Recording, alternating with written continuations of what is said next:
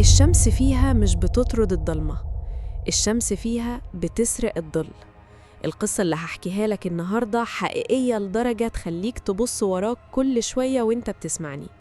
احفظ الفيديو ده فوراً عشان لو اختفى تعرف انك وصلت لمنطقة الخطر.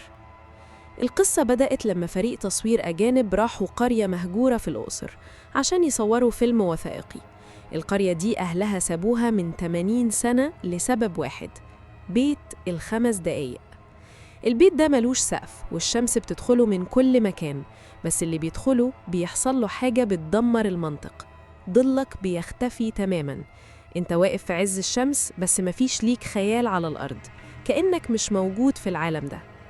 المخرج بتاع الفريق قرر يدخل بكاميرته عشان يثبت إنها مجرد خدعة بصرية.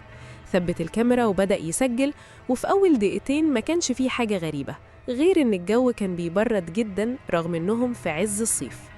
في الدقيقة الرابعة الصوت في التسجيل بدأ يتغير، بدأ يسمع همس بأسماء طاقم التصوير كلهم واحد واحد.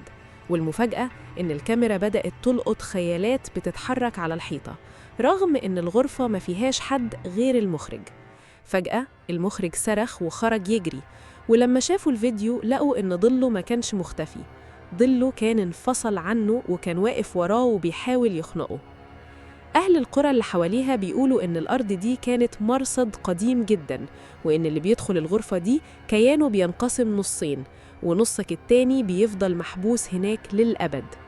البيت ده اتقفل بالكامل وممنوع أي حد يقرب منه، والكاميرا اللي سجلت الواقعة دي موجودة لحد النهاردة في مخازن سرية، والنسخة الوحيدة المسربة هي اللي شفتوا منها لقطات دلوقتي.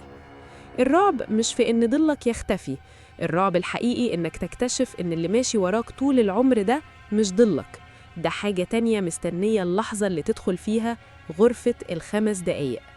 تفتكروا دي ظاهرة علمية ولا فعلاً في أماكن في مصر بره حدود المنطق؟